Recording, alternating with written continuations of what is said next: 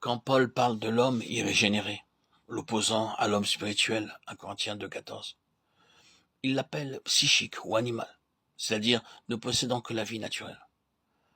La vie de l'âme comprend toutes nos facultés morales et intellectuelles, même celles qui cherchent Dieu, mais qui le cherchent indépendamment du renouvellement de l'esprit divin. C'est parce que l'âme s'est placée sous le contrôle de la chair qu'il est dit de l'homme qu'il est devenu chair.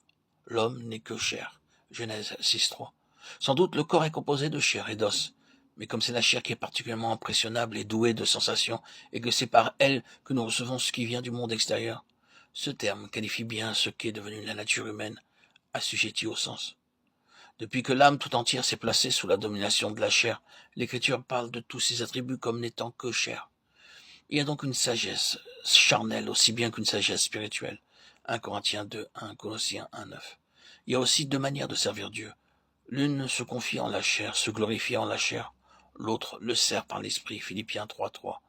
Galates 6, 13. Il y a de même une intelligence charnelle et une intelligence spirituelle. Colossiens 2, 18 à 9.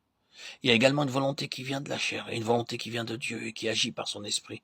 Jean 1, 13, Philippiens 2, 13. Il y a enfin une adoration qui est la propre satisfaction de la chair parce qu'elle s'appuie sur ce que la chair peut faire. Colossiens 2, 18. Et il y a une adoration qui vient de Dieu et qui est en esprit. C'est cette dernière que Jésus est venu rendre possible et réaliser en nous, en mettant d'abord en nous un esprit nouveau et en envoyant ensuite son Saint-Esprit dans notre esprit renouvelé. En esprit, en vérité. Cette adoration en esprit est aussi une adoration en vérité. Ces mots en vérité ne signifient pas avec droiture ou sincérité. Il y a là la même distinction à faire que pour les mots en esprit, qui ne signifient pas seulement un mouvement intérieur de l'intelligence s'élevant plus haut que les observances extérieures, mais qui expriment l'action de l'Esprit de Dieu, venant remplacer les facultés naturelles de l'homme. Tous les saints adorateurs de l'Ancien Testament savaient que Dieu demandait de droiture et vérité jusqu'au fond du cœur. Ils le cherchaient donc de tout leur cœur et avec droiture. Néanmoins, ils ne se sont jamais parvenus à cette adoration en esprit et en vérité que Jésus nous a révélée lorsque le voile de la chair fut déchiré.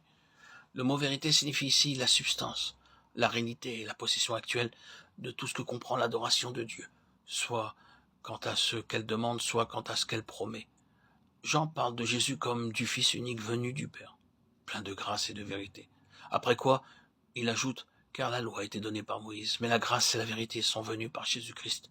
Jean 1, 14, 17. Impossible de comprendre ici ce mot vérité dans le sens inverse du mot mensonge, car la loi de Moïse était tout aussi vraie que l'évangile de Jésus, l'un et l'autre venant de Dieu. Mais quand nous saisissons le véritable sens de ce mot, nous souvenons que la loi n'avait que l'ombre des biens à venir, Hébreux 10, 1, et que Christ nous en a apporté la réalité, la substance même. C'est en Christ que nous voyons la vérité, la réalité, la vie, l'amour et la puissance même de Dieu se donnant à nous. Nous comprenons alors aussi que l'adoration en esprit peut seule être une adoration en vérité, et que pour adorer ainsi, il faut posséder cette puissance divine qui est la vie même de Christ, un avec le Père, vie divine que le Saint-Esprit nous communique et maintient en nous.